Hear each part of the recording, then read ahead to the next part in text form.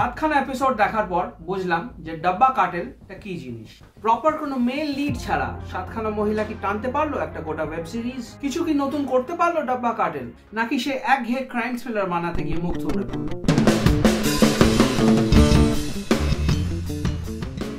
নমস্কার and welcome to Thrush Hour. আমি আপনাদের হোস্ট টম থ্রাশ, আর আজকে নিয়ে এসেছি নেটফ্লিক্সের লেটেস্ট প্রোডাকশন ডাব্বা কার্টেল। 28 ফেব্রুয়ারি 2025 নেটফ্লিক্সে রিলিজ করলো ডাব্বা কার্টেল। সিজন 1-এ টোটাল 7টা এপিসোড রয়েছে এবং প্রত্যেকটা এপিসোড 50 মিনিটস থেকে 1 আওয়ার। সিরিজটির পরিচালক হিতেশ ভাটিয়া এবং এটা একটা ক্রাইম থ্রিলার। যদিও এখানে ক্রাইম এবং থ্রিল দুটোর সংখ্যাই খুবই কম।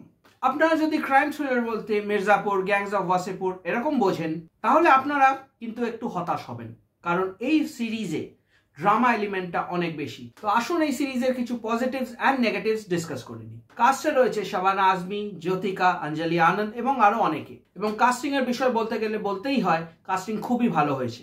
Everyone was into their character and Gajraj Rao deserves special mention. যদিও ব্যক্তিগতভাবে শাবানা আজমির পারফরমেন্স আমার আপ টু দ্য মার্ক লাগেনি। হয়তো অনেকদিন পর ক্যামেরার সামনে এসেছেন, সেই জন্য জড়তাটা কাটিয়ে উঠতে পারেননি। আর শালিনী পান্ডেকে দেখে আমি বুঝতে পারছিলাম না যে ওনার অ্যাক্টিংটা ওরকম নাকি ওনার ফেশিয়াল এক্সপ্রেশনটাই ওরকম। মহারাজের টাইমে যেরকম অ্যাক্টিং উনি করেছিলেন, মুখে একটা বিরক্ত কেদো কেদো ভাব, সেই একই এক্সপ্রেশন ওনার এখানেও রয়ে গেছে। বাই দ্য ওয়ে, যিশু সেনগুপ্ত কিন্তু বাঙালিদের এক্সপেকটেশনটা এখানে নিয়ে চলে গেছে, তো এটা স্পেশাল মেনশন করতেই হয়। আপনাদের উদ্দেশ্যে একটা প্রশ্ন করি, ভৌমিক বোস এরকম নাম কি আপনারা কোথাও শুনেছেন?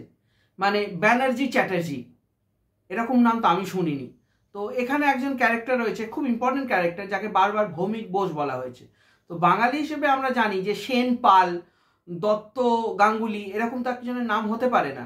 তো এরকম নাম কি আপনি শুনেছেন বা এরকম নাম কি হয়? কমেন্ট সেকশনে জানাবেন। কিন্তু গল্পটা সংক্ষেপে বলে দিই। শালিনী পান্ডে এবং তার পরিচারিকা এরা দুজনে মিলে একটা ডাব্বা বিজনেস রান করে এবং শাবানা আজমি হচ্ছে শালিনীর শাশুড়ি। শালিনীর হাজবেন্ড ভিভা লাইফ ফার্মা বলে একটা কোম্পানিতে কাজ করে এবং তার বস হচ্ছে যিশু সেনগুপ্ত এবং ওনার ওয়াইফ হচ্ছে জ্যোতিকা।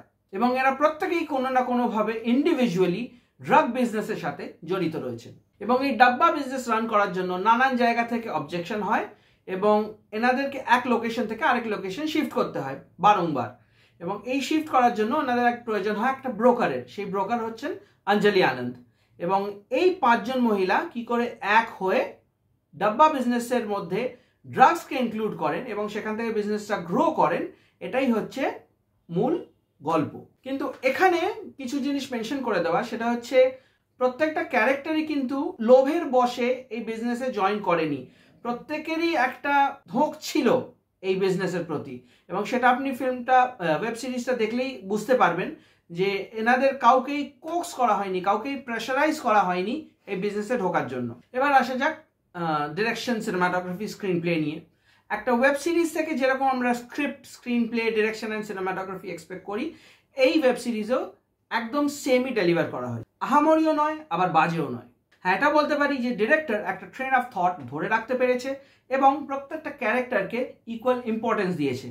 যেখানে দরকার সেখানে ক্যারেক্টারের হিউম্যান আসপেক্ট তুলে ধরেছে এবং যেখানে দরকার সেখানে ক্যারেক্টারের মিস্টিসিজম বজায় রাখতে পেরেছে।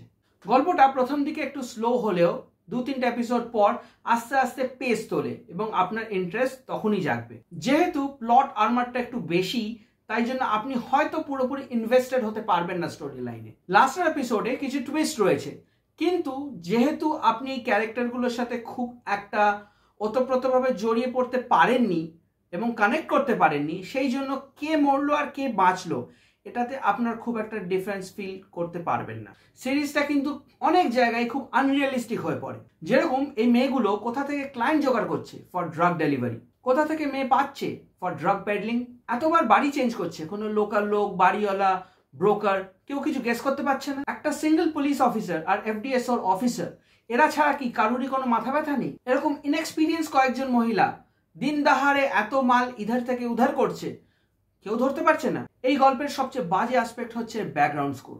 বিকজ কার মাথা দিয়ে আসবে যে এরকম একটা ক্রাইম থ্রিলারের ব্যাকগ্রাউন্ড স্কোরে র্যাপ সং ইউজ করা যায়? তাও আবার যে কোনো র্যাপ সং নয় মশাই, রবীন্দ্রসঙ্গীতকেও ছাড়েনি এরা। সিরিয়াসলি কেউ অবজেক্ট করলো না? তো এই ছিল আমার রিভিউ অন ডাব্বা কার্টেল। আমি বেশি কোনো ডিটেলস শেয়ার করিনি বিকজ আমি স্পয়লার দিতে চাই না। এই গল্পটা অনেকটাই বেটার হতো এর এক্সিকিউশনে অনেকগুলো ফল্ট রয়েছে। কনসেপ্টটা খুবই ভালো, পারফরমেন্স খুবই ভালো, ডিরেকশন খুব একটা খারাপ নয়, বাট কোথাও একটা খামতি থেকে গেছে। বিকজ সামহাও এরকম স্টোরি আমরা আগেও দেখেছি, ইটস নাথিং নিউ। এবং ওয়েব সিরিজের যে প্রবলেমটা হয়ে গেছে, এত মাস প্রোডাকশন হচ্ছে, everyday something or the other is being released, তো নতুনত্বর অভাব হবেই, এটা কিছু করার নেই। তো এটা আউট অফ দ্য ওয়ার্ল্ড কোনো নতুন স্টোরি নয়, ট্রিটমেন্টটাও নতুন নয়, it's just an old wine in a new bottle. But হ্যাঁ, আমি এটা বলবো বাইরে যেসব কাজ হচ্ছে তার থেকে একটু বেটার প্রোডাক্ট এটা, তো ডেফিনেটলি ওয়ান টাইম ওয়াচ।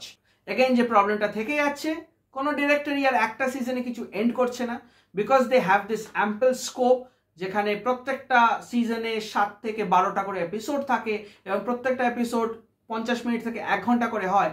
সেখানেও ডিরেক্টররা গল্প শেষ করে না, they take the audience for granted এবং সিজন পর সিজন ধরে রাখে আমাদেরকে। এখানেও গল্পটা একটা ক্লিফ হ্যাঙ্গারেই ছেড়ে রাখে, এবং আমি এক্সপেক্ট করছি যে হয়তো নেক্সট ইয়ার বা তারপরের ইয়ার সিজন 2 আসবে, যদি অবভিয়াসলি রেসপন্স ভালো হয়।